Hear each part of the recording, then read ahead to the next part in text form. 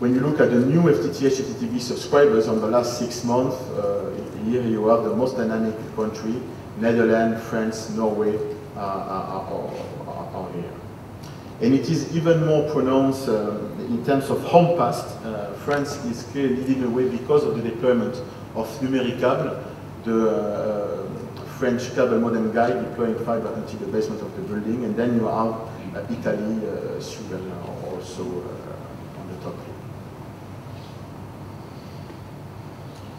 So, as I was saying, in France, it is in Europe, it is a very concentrated market, because we have nearly 80% of those FTTH, FTTB subscribers being concentrated only in 6 countries. And furthermore, we have a clear disparity in terms of penetration. The ratio of subscribers in home passed are very different, going from 65% in Norway and only 4% in France. It is mainly because of the explanation that Thomas gave us. In those Nordic countries, this is very local markets, so the promotion is very local for the moment.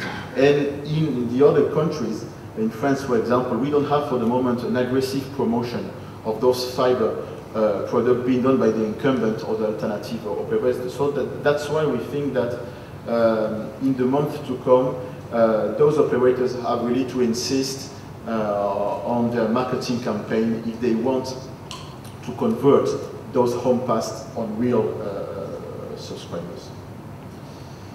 We have different solutions taken by operators in terms of very high speed, and to take this decision to go to VDSL, for example, or FTTH, they have to look at the main key parameters in the country.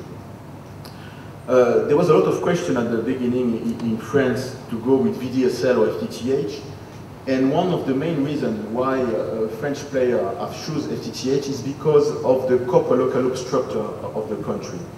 The main portion here is the distance between the street cabinet and the final subscriber. This distance in France is around 700 to 800 meters. So if you deploy VDSL2 and stop the fiber at the street cabinet, you have a too long distance remaining after to provide a lot of bandwidth. The situation is different in Germany, for example. The distance here is only 300 meters. In the UK, it is nearly 400 meters. So that's why in those countries, Deutsche Telekom is deploying VDSL2. BT announced a vast VDSL2 FTTN deployment because it is more suited to the copper loop structure. So in France, we did the exercise. If we equipped all the street cabinets with VDSL2, then we will have less than 20% of the population really eligible with 50 megs. So we conclude that the street cabinet is not in France the right point of arrival when deploying fiber. It's better to go deeper in the network. Of course, the situation is very different from one country to another.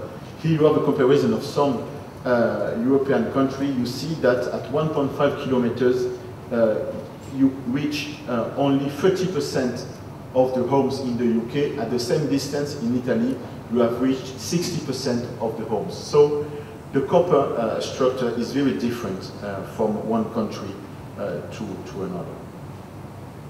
Another parameter, we'll look at this after, which is very important when you look at the business model of FTTH, FTTB, is the proportion of people living in MDUs, in buildings. And you see here that in Europe, the situation is very different also. You have nearly 60% of the people living in MDUs in Spain, and in the UK, you have a little bit more than 10% of the people living in MDUs. So I put here an interrogation with Australia, but I think that Australia is more on the camp of UK concerning the structure of the demography.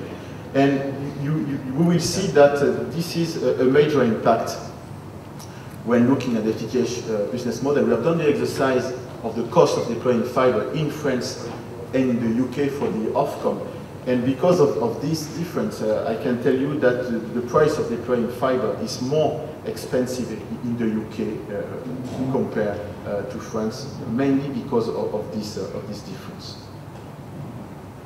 In terms of technology, for the moment, Ethernet point-to-point is more leading the way in Europe because we have a lot of local authorities, local networks deploying fiber in Europe for the moment. But GPON is gaining momentum at the moment in Europe. We have now several projects electing GPON, and we have also all the incumbents chosen GPON at the exception of Swisscom choosing Ethernet. We have also alternative operators like SFR in France electing GPON, and I was saying major incumbents Telenor, Telefonica, Portugal Telecom, or even Telecom Italia also selecting GPON. So to sum up the situation in Europe, there is a dynamic in terms of home passed and in terms of subscribers. There is a dynamic in the eastern part of Europe. We have some major announcements coming from the government. It's the case of Greece, in Portugal. It's the case of France when we are double the number of subscribers up to 2012. We have also many European incumbents who were until now more involved in VDSL deployment, choosing now to deploy more FTTH. It's the case of KPN, for example, in the Netherlands.